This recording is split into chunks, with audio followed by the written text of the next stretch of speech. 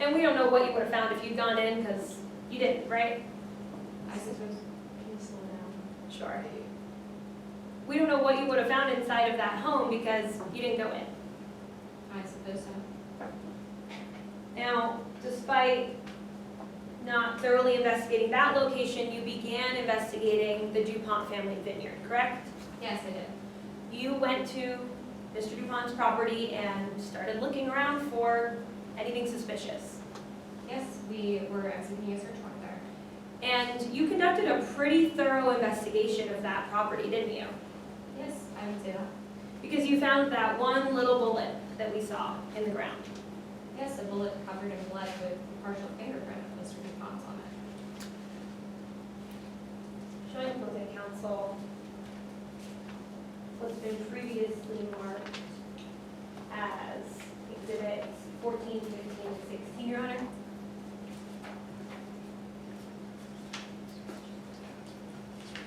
Permission to approach the witness. And are you showing the witness, is the 16 the same as what was shown previously?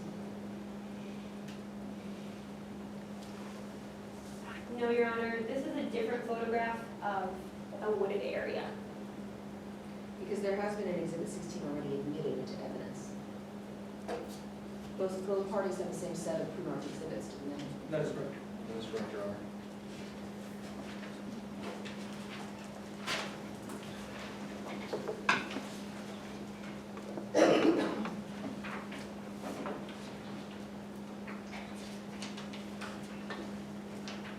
Why don't you go ahead and ask the questions, and if there is a discrepancy, we'll renumber one of the exhibits.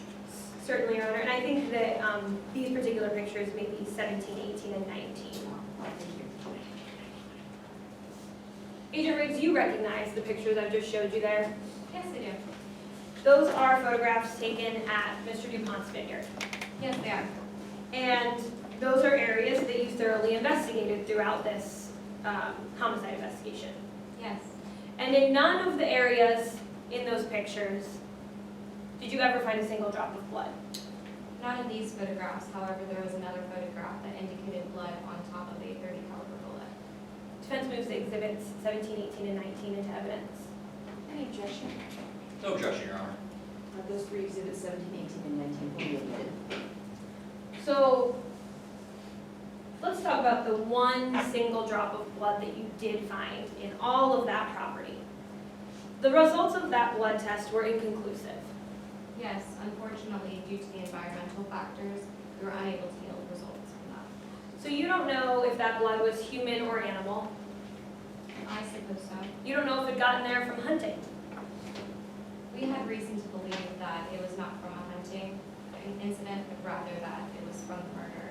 But the blood didn't indicate that to you because it was inconclusive, right? Not the blood alone, but gathered with other evidence that did indicate that. Well, let's talk about the bullet itself then. You have no idea how long it was lying in the dirt at the property behind DuPont Vineyard, do you? No, but we had reason to believe that it had been there from either June 4th or June 5th. But you weren't there when the bullet was fired. No, it was You, not. you weren't there when it landed on that dirt. No, I was not. You have no idea, other than your theory of this case, of how that bullet actually wound up on that property. I did not see the bullet fired and end up in the ground, if that's what you're asking. Okay, so then you decided that that was enough evidence to determine that Mr. Sanchez was killed at the vineyard, and you began looking for the murder weapon. That, along with my interviews with Mr. DuPont and others, yes. Well, you sat down with Mr. DuPont, and he told you he owns a 1895 Winchester hunting rifle. Yes, he did. And he told you that it was at Sam Luzatis' cabin in Jackson, Wyoming. That was one of the many statements that he told me in relation to where his gun was located. But to be clear, Agent Riggs, he did tell you that. On one of the occasions, yes. And you only interviewed Mr. DuPont one time, right? Yes, that's correct. So in your single interview with Mr. DuPont, he told you the gun was Sorry, from Counsel, Sam. can you please slow down? Yes, Your Honor. He told you that the gun was in Sam Luzatis' cabin in Jackson, Wyoming. On one of his occasions, yes. On the only occasion that you interviewed him, correct, Agent Riggs? On June 24th, he did say that, Okay. along with other statements. All right, so then let's talk about what you did with that information. You never called Sam Luzatis, did you? No, I personally did not call Sam Luzatis, however, we have other investigators on the case as well. None of them called him either. I don't remember. You are the lead investigator into Ignacio Sanchez's murder, correct? Yes, I am. And you're telling this jury you don't remember if anybody from the FBI called Sam Luzatis?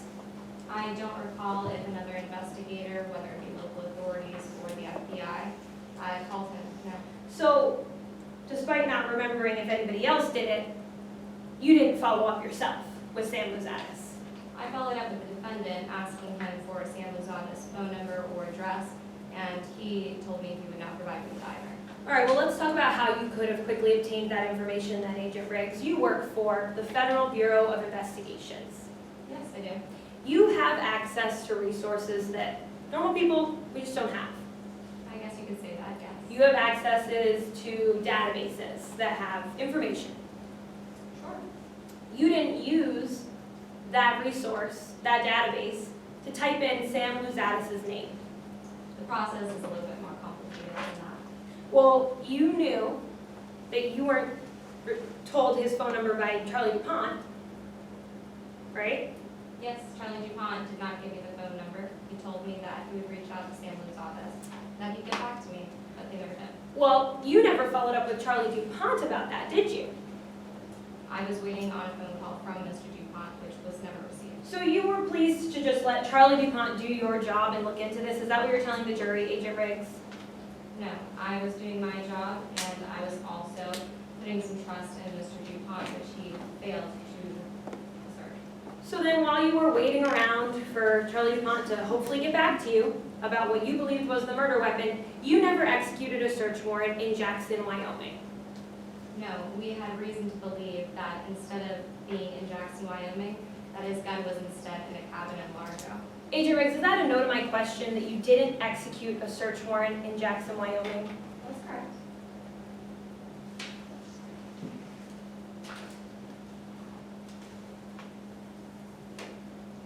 And you don't know what you would have found at Sam Luzatis' cabin in Wyoming if you had gone. I suppose not. Now I want to move on to something else you talked about in your interview with Charlie DuPont on June 24th. You talked to him about his whereabouts on June 4th. Yes, I did. And he told you that after he'd eaten dinner that night at a restaurant, he went home. Yes, And you know that Mr. DuPont is a married man. yes, You know that he lives with his wife and children. yes. And after Mr. DuPont gave you that story on June 24th about going home, you never called his wife to check his alibi. No, I personally did not call his wife. And you don't know of anyone else at the FBI calling his wife to check that alibi either. Not that I can recall right now, no. Okay. And it would be pretty important for you to remember if somebody had verified that alibi. Nobody had stated an alibi of Mr. DuPont being at his home that night aside from Mr. DuPont. But again, you didn't call his wife. No, I did not. Okay, so then let's talk about when you learned a new story about where Mr. DuPont may have been on the night in question. You eventually learned that Mr. DuPont was at a Motel 6. That is another story that I heard, yes. Now, you heard that from Harper Williamson, right? Yes, that's correct. Harper Williamson told you that after dinner, she and Mr. DuPont stayed at a Motel 6 around 2 a.m. Yes, she had stated that along with other inconsistent statements of the whereabouts for that night. Showing opposing counsel what's been pre-marked.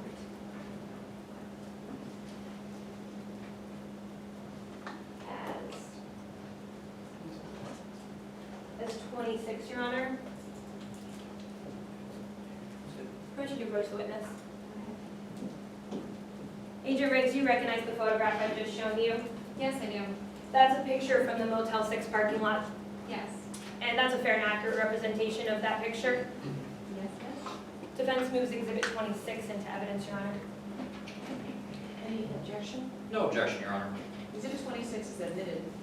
Permission to publish to the jury, Your Honor. Granted. So in this picture from the Motel 6 parking lot, you drew some conclusions about Charlie DuPont's whereabouts from this picture. I analyzed this photo in my investigation, yes. So you believe that Mr. DuPont's car is not parked here in the picture, That's correct, it does not appear in the photograph. and you believe that that means he wasn't at the Motel 6 the entire time he said he was. Mr. DuPont never said that he was at the Motel 6. Rather, you believe that this picture shows that Charlie DuPont wasn't at the Motel 6 when Harper Williamson said he was. That's correct. You're basing that conclusion on the fact that there are about 8 parking spaces in this picture, right, Agent Riggs? That is one of the factors that I considered, yes. And you don't see Mr. DuPont's car in one of those 8 parking spaces. No, it did not appear on the surveillance footage whatsoever. But you would agree with me, Agent Riggs, that this is just one picture from one angle of the parking lot. This is the only angle that was provided to me. yes. Right, and this is a picture from 12:07 a.m. on June 5th. Yes, it is. So we don't know whose car was in the parking lot before this picture was taken at 12:07 a.m. No, And we don't know whose picture was in the parking lot after the picture was taken at 12:07 a.m. I suppose not, no. And from this picture, we don't know who's parked over here to the left. No, we do not. And from the picture, we don't know who's parked around the other side of the motel. No, And yet you concluded that Charlie DuPont was not at this motel when he said he was. Excuse me, when Harper Williamson said he was. I did not believe her statement to be true, as we did not see his vehicle, and Mr. DuPont had another story as to his whereabouts from that night. Again, a story that you didn't follow up on with his wife. I followed up on it with him personally.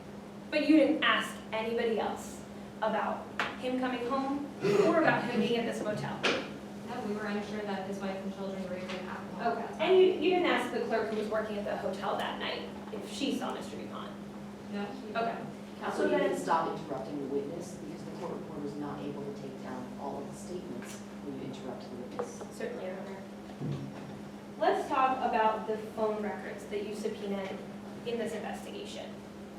You subpoenaed one person's phone records, Yes, I subpoenaed Mr. DuPont's phone records. and you wanted to use those phone records to try to get an idea about where Mr. DuPont was on the night in question. Yes, You didn't want to get Ignacio Sanchez's phone records to find out where he was at the night he was killed, we did not need Mr. Sanchez's phone records in this case. even though it was him who you believe's body was moved on June 4th.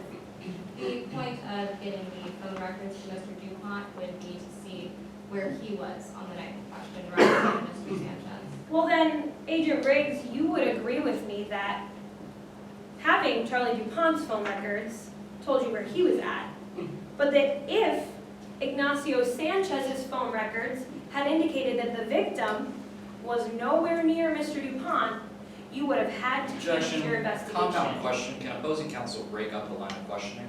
Well, you can wait for opposing counsel to finish the question so that we know the full scope of it. Yes, Your Honor. Start Agent- again, sorry. Agent Riggs, you would agree with me that if Ignacio Sanchez's phone records had indicated that he was miles away from Charlie DuPont on the night that he was murdered, you would have had to have changed your investigation.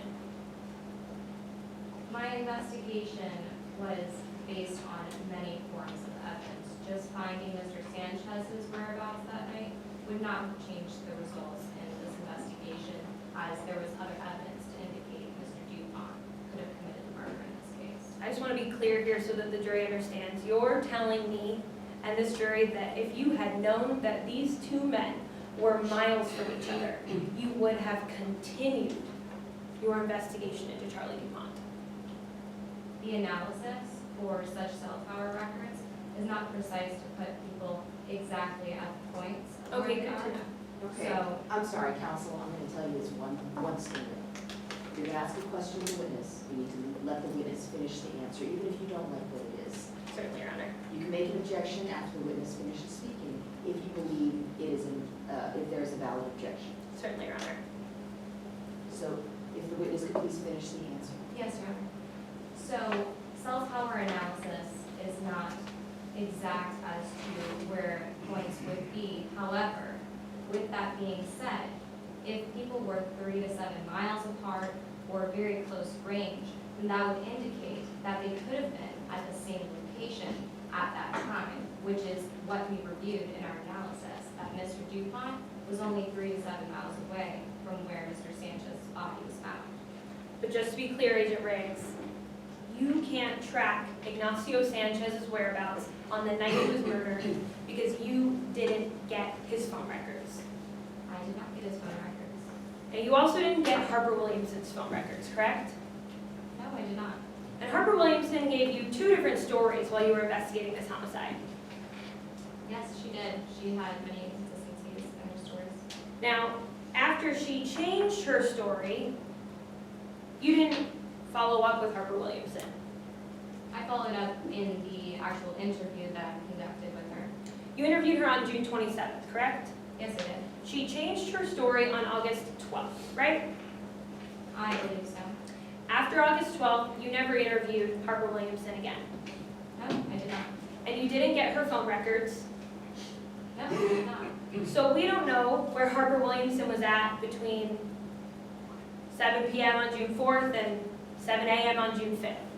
Based on her statements, she first said that she was at a Brazilian steakhouse, and then she said that she went home, and then she said she did not go home, but rather that she went to a motel. So she did tell me her whereabouts for that night. However, they were very inconsistent with one another. Right, they were inconsistent because, again, that was her second story to you, correct? Yes, which appeared to be a cover-up for the defendant.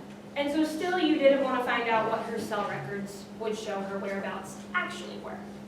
We did not review her phone records.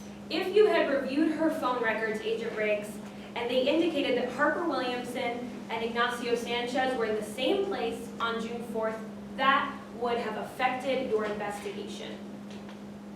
It still could have been Mr. Dupont that committed the murder if we were with Miss Harper Williamson. No further questions? You agreed, Rick? Yes, Your Honor.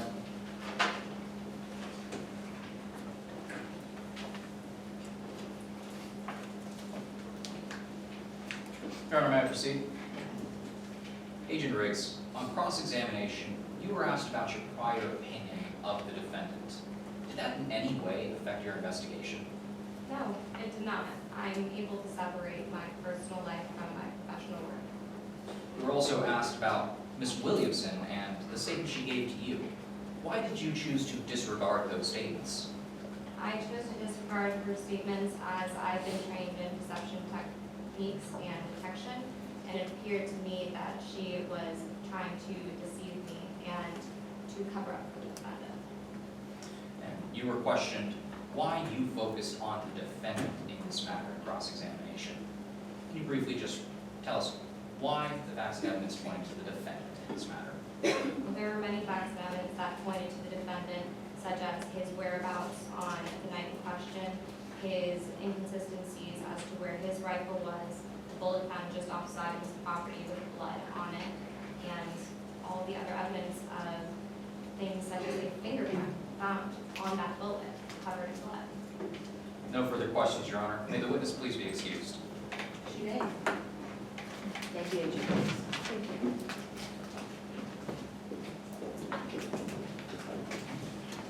Does the government have a second witness?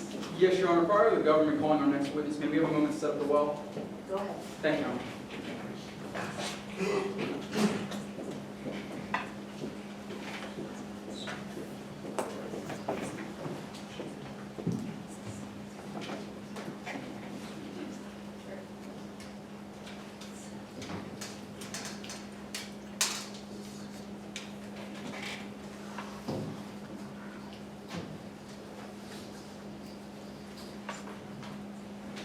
Your Honor, the government will call Floyd Hicks.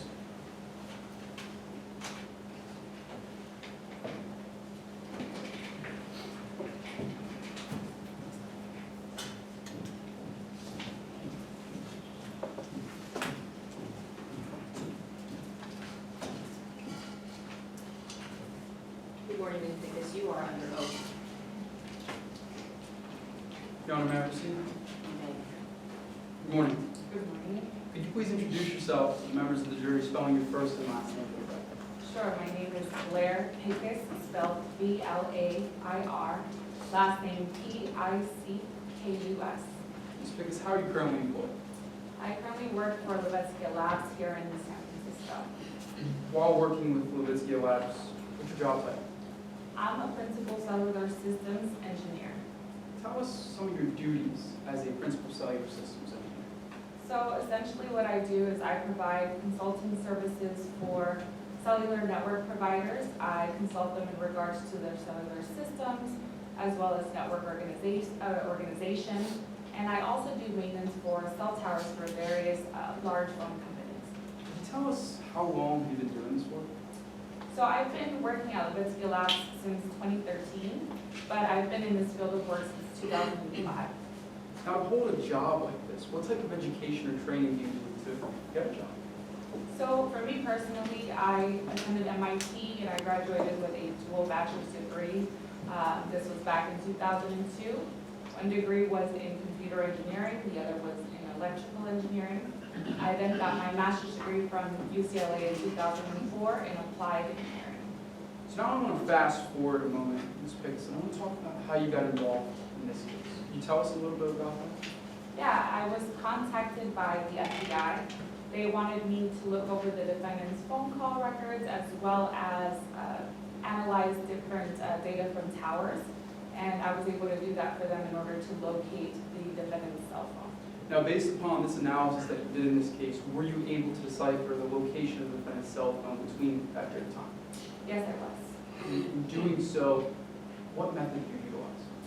So we use something called cellular triangulation.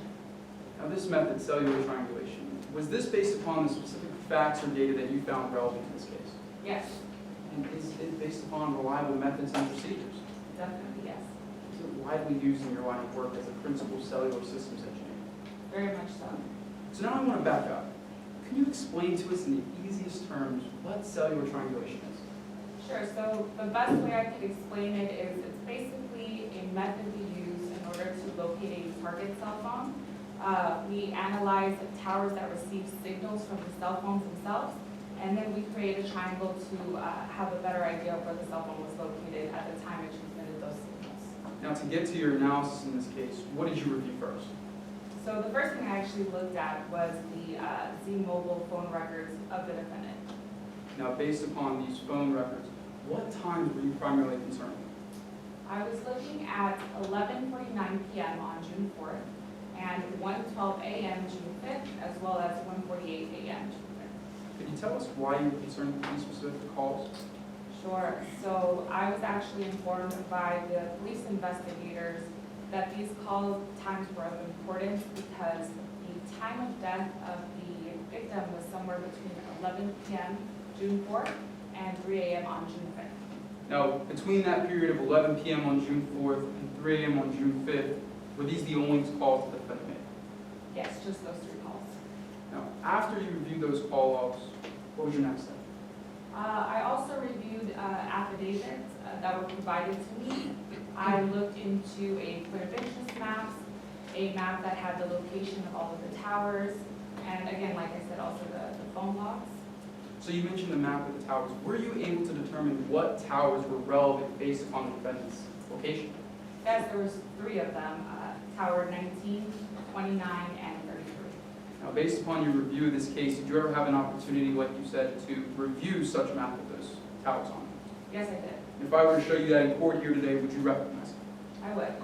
Your Honor, let the record reflect that I'm showing opposing counsel it's been previously marked for identification purposes as Exhibit 31. Your Honor, may I approach the witness? Thank you. Now, Ms. Biggs, I am now handing you what's been previously marked for identification purposes as Exhibit 31. Do you recognize this? I do. Could you just tell us, what is it? It is the SBA communications map that I used in analyzing the location of the defendant's cell phone. And is this the same exact map that you used in this case? Yes. Has it been changed or altered? No.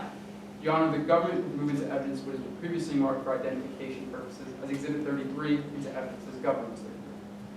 Any objection from the defense? No objection, Your Honor. Government 33 is admitted. Your Honor, may I retrieve from the witness? And Your Honor, permission to publish via an exact enlargement what has been entered into evidence as government's 33 as well as government's 31. Oh, yes, go ahead. And may I have the witness step down into the well to interact with the Yes. Thank you, Your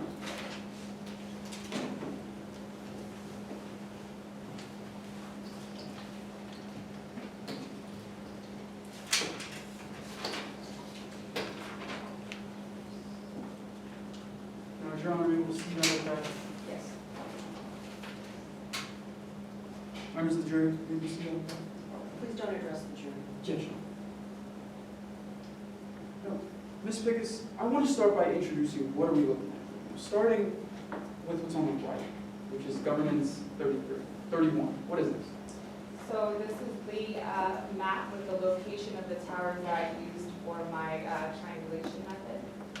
And on the left, that being governance 33. What is this? This is just the point of interest map that was provided to me by law enforcement. Now, what I want to do is start by combining the point of interest map onto this SBA communication map. Were you able to locate approximately where some of these locations were on that map? Yes, approximately. Now, just for clarity, Ms. Pickus, are these maps the same? No, they're not. One appears to be more zoomed out than the other. Now, Your Honor, let the record reflect that I'm placing a green tab on the left side of the board and orange tab on the side of the board, as well as a pink tab. Now, Ms. Pickus, I want to start with Mr. Sanchez's spot. Were you able to locate approximately on this map where Mr. Sanchez's spot was located? Yes, I was. If you could please take this green marker and indicate it as such on this map. This is right around here. Now, based upon this map, were you then approximately able to locate where the defendant's winery was? Yes. Taking this orange marker, could you please indicate it as such?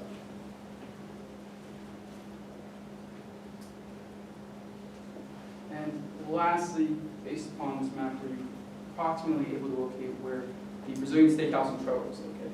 Yes. Using this pink marker, could you please indicate as such?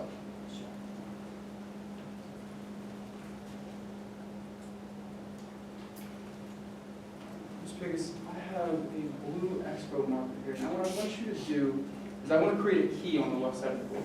So using this marker, next to the green marker, could you please write the word body?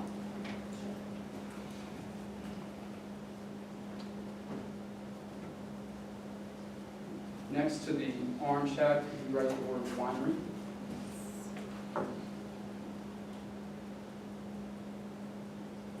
And next to the pink tab, could you please write the word steakhouse, which you can abbreviate with the letters STK.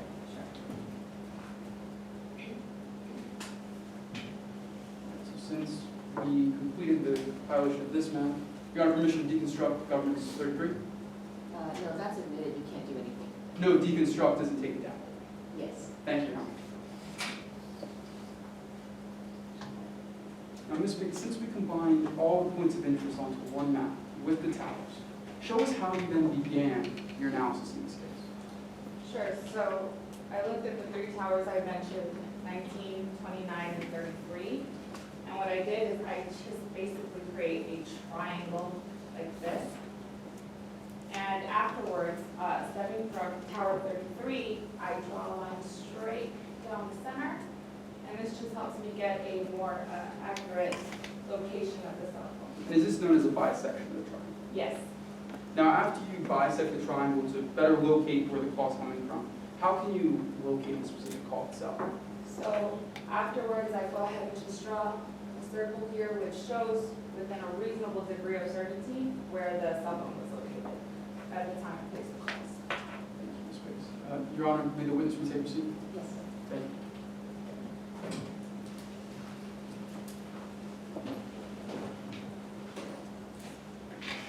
Now, Ms. Biggs, based upon this map, your analysis, and everything you reviewed in this case, did you come to any conclusions?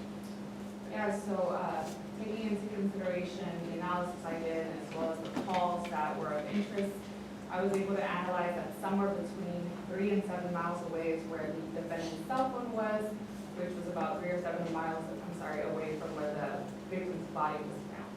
And was that on June 4th through June 5th? June 4th through June 5th of 2019. No further questions, Your Honor. Could you look at the boards up?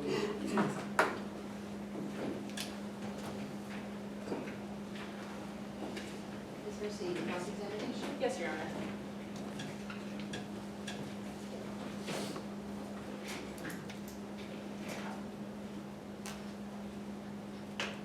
And Your Honor, just briefly, the government requests to preserve this monster for the purpose of closing argument for use later.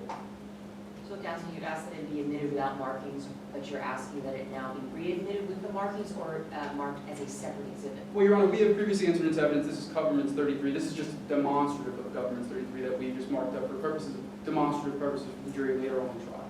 Okay, since there has actually been evidence now placed on it, does the defense have any objection to actually readmitting this as a 33A? I'm sorry, 31A. Just a moment to confer, Your Honor. We have no objection, Your Honor. You may use it throughout the rest of the trial. Thank you, Your Honor. Your Honor, may I proceed? Good morning, Ms. Pickus. Good morning. I want to start by talking about the multiple methods of cell phone analysis. So you use the traditional triangulation method, Yes, but there is another method of cell phone tower analysis. there are a few different ones. There's a newer method. There is a one. That's the multiple timing band analysis method. Correct. And this method takes into account multiple signals that cell phones are sending out, Yes, and it looks at the time it takes for those signals to get to the towers. correct.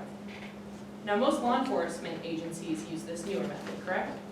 I wouldn't be sure, but it could be. The FBI uses this method. Yes. They use this method because they believe it's more precise. I don't know why they use the method. Well, the FBI has their own team of cell phone analysts, correct? It could be. Now, despite having their own team of cell phone analysts, the FBI didn't, or the government didn't call the FBI team to testify here today. I wouldn't know that.